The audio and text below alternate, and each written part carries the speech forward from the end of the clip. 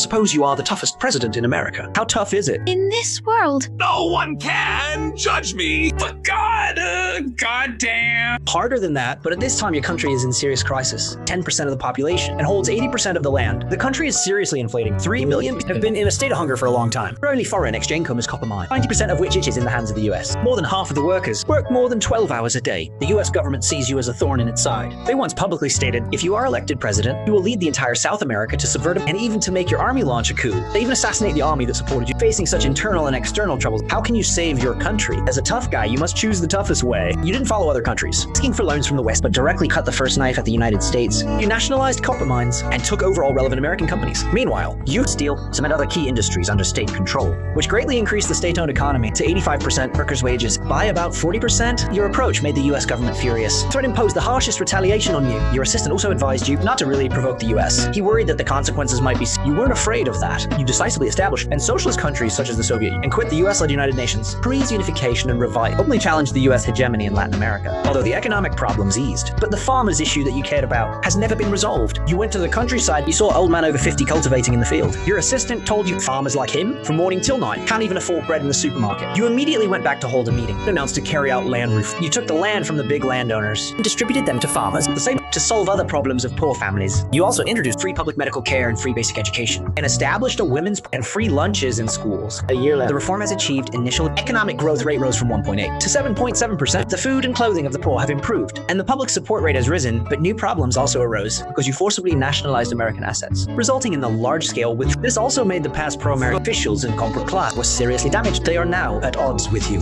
On the other hand, farmers have acquired a large amount of land, but they have no money to buy seeds and farm tools. The landlords who suffered from the loss also got in the way. They have clashed with farmers many, resulting in a sharp decline in grain. Facing the situation, you choose to buy food with foreign exchange and increase agricultural loan quotas to ease the immediate crisis. Then you find those landlords to settle accounts with the comprador. Just when you thought, when everything is going as you expected, a new crisis came again. After the US knew you were using foreign exchange to buy food, they knew it was time to subvert you. They knew that your country's foreign exchange income has always relied on copper, so they dumped copper reserves on the international market and deliberately lowered, which led to a safety free exchange. Then they joined the West to jointly block your economy, to save the country with failed. Meanwhile, but also forced the World Bank to reject your requests, carrying out a comprehensive strangulation. Not only that, President Nixon directly ordered to completely subvert your regime. After receiving the secretly launched operations, they bribed corrupt generals in your army. Then they joined forces with the big landowners and right-wing, slandered you widely. Many soldiers and ordinary people were misled, but even the working class that once supported you most also began to openly oppose you. This time, you didn't get the favor of fate. On September 11th, 19, the military staged a coup, and the rebels began to attack the palace. You contacted the only hope, Pinochet, hoping that he would suppress the rebellion, but you got a reply asking you to surrender immediately. The commander who once swore allegiance to you betrayed you at the last moment. At this time, your country's army had completely become America's lackey. You can no longer wait for any reinforcement. You refused the official plan proposed by the Guard. You said you would not leave here, and I will never leave my country. This is the duty and dignity of a revolutionary. You were filled with grief. You delivered your last speech through the radio. Dear working people of the motherland, I have never lost faith in the fate of my country. When betrayal spreads because of power, someone will use their life to overcome this dark and bitter moment. You need to know, one day, the great road will be opened again, and free people will step on it to build a better society. Long live the motherland. Long live the workers. You led the Presidential Guard. Start to deploy defenses, wearing a Soviet helmet, holding an AK-47. You tell your comrades that this is your revolutionary comrade Fidel Castro gave you. You thought you would never use it, but you didn't expect it to be used so soon. The rebels kept attacking, and you retreated from the outermost line of defense. You look at your comrades around. One by one fell down. You decided to disband your guard and let them take the women in the to surrender. Many people didn't want to leave, but you told them to live on and live with the seeds of revolution. Many things can only be done when you are alive. Your mission has been completed, and the rest is up to them. In the following time, facing the attacking rebels, you only did two things: reloading and shooting. They couldn't believe a man who used to only hold a scalpel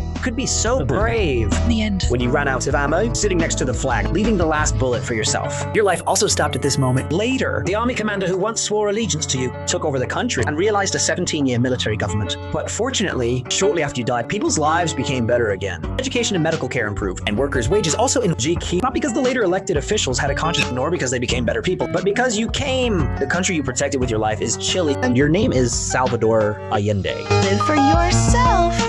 I carefully collect all the memories between us. Always cry secretly.